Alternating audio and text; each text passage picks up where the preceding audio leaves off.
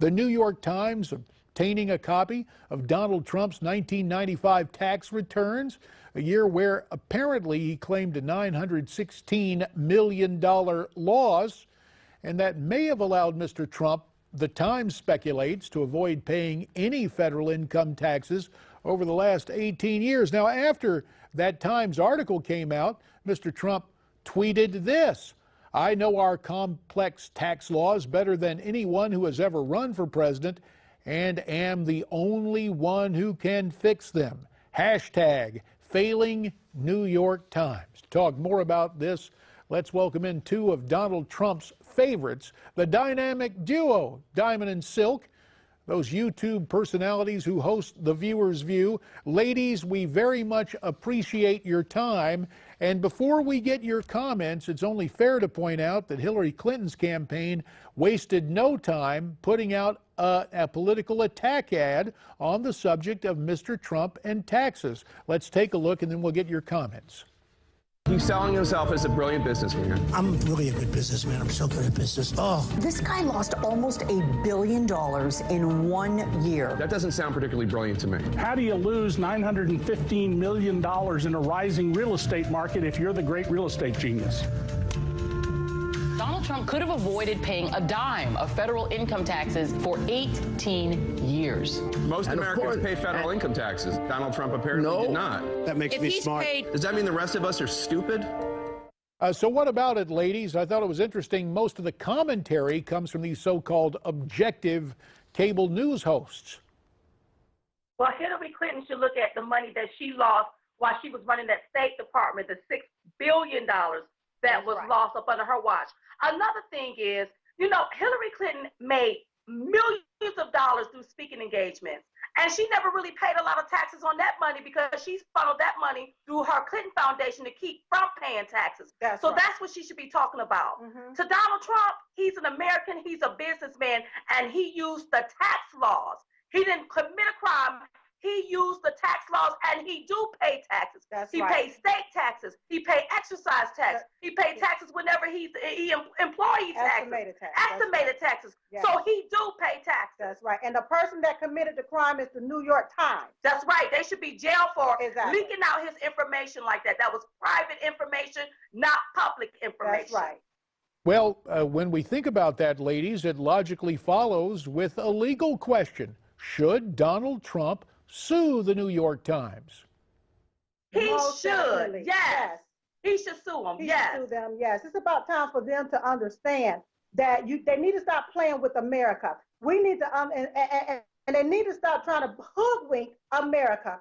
Donald Trump was a businessman and still is a successful businessman. He was able to fall down, but he got back up. And that's what we need to be looking at. What they just showed us is how such a genius Donald Trump is, to be able to take those complex tax codes and make it work for him. Use it to his advantage. Use it for his advantage so that he wouldn't have to pay all of this money in taxes. He did what he had to do.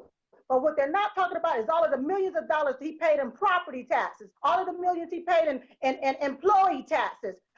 He paid millions of dollars in taxes.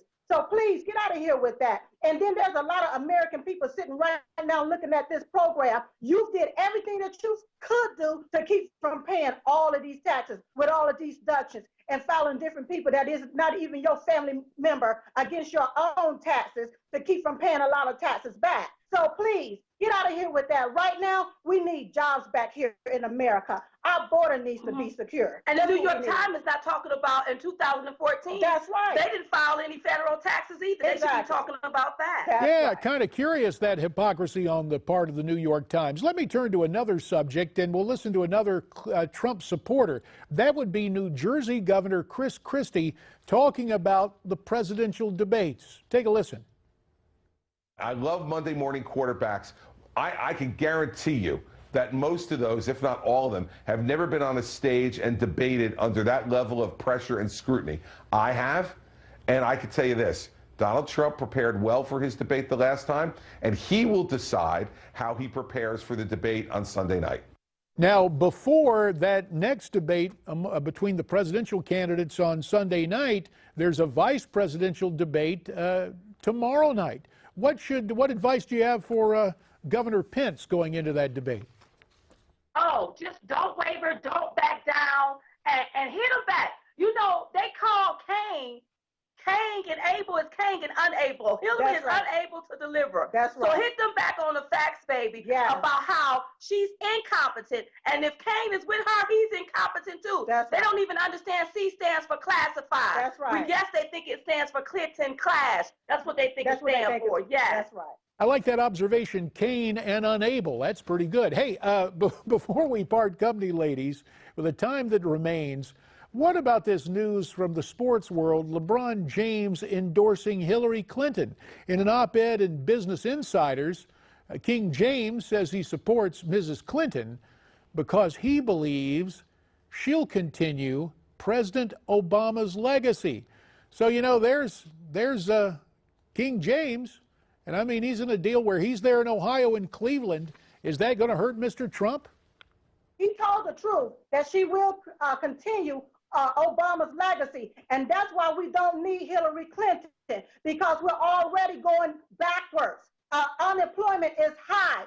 People are not thriving and thriving again in this country. So Obama's legacy, please, let's check out Chicago, where Obama is from.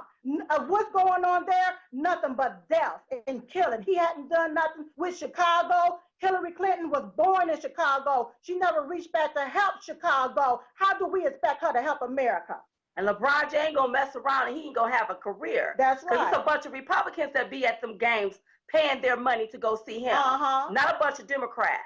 All right. On that note about sports economic and the sports box office, Diamond and Silk via Skype. Ladies, we always appreciate what it is you have to say and look forward to getting together again soon.